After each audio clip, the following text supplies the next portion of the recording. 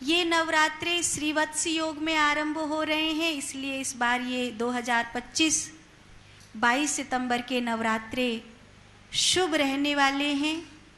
सुबह 6 बजे से लेकर लगभग 7:30 बजे तक बहुत अच्छा कलश स्थापना का मुहूर्त है। मैं ऐसे ही पत्रा देख रही थी तो मुझको पता चला कि श्रीवत्स योग में जो नवरात्रे आरंभ होते हैं उन्हें बहुत शुभ माना जाता है। ये नवरात्रे आश्विन नवरात्रे हैं, इन्हें शारदीय नवरात्रे बोलते हैं।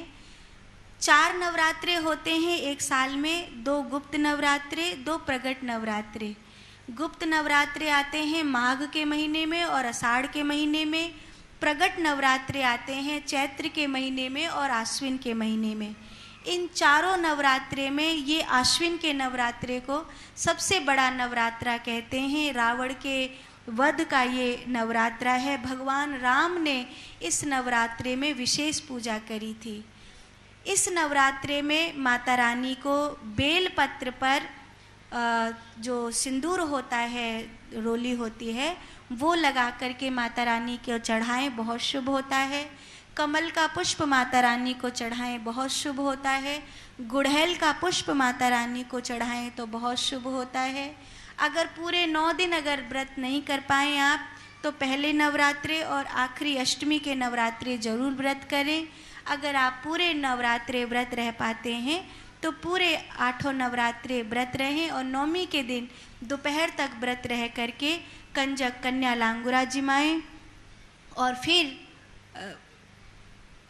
जो आपने अगर नवरात्रि में अनुष्ठान किया है तो उसके अनुपात में यज्ञ करें। कोई अनुष्ठान न कर सके तो कवच, अर्गला, कीलक, इन कुछ स्तोत्रों को दुर्गा सप्तशती में से पाठ कर सकते हैं। और कुछ नहीं पाठ कर पाएँ तो केवल नवारण मंत्र का 5 माला जाप कर सकते हैं। सिद्ध कुंचिका स्तोत्रम का पाठ कर सकते हैं।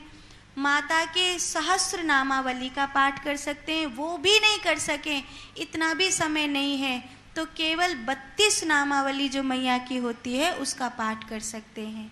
अगर 32 नामावली आप रोज पाठ कर रही हैं तो जब आपका 9वें दिन नवरात्रा पूरा हो जाएगा तब आप 32 दौने निकालेंगी और 32 दौने में आप पूड़ी रखेंगी, हलवा रखेंगी और चने रखेंगी। 2-2 पूड़ी, चना और हलवा, और आपकी सामर्थ्य और श्रद्धा के अनुसार दक्षिणा रखेंगी और उसका वितरण ज़रूर कर देंगी। उसमें से एक भाग आपके परिवार का होगा, बाकी सब आप वितरण कर देंगे।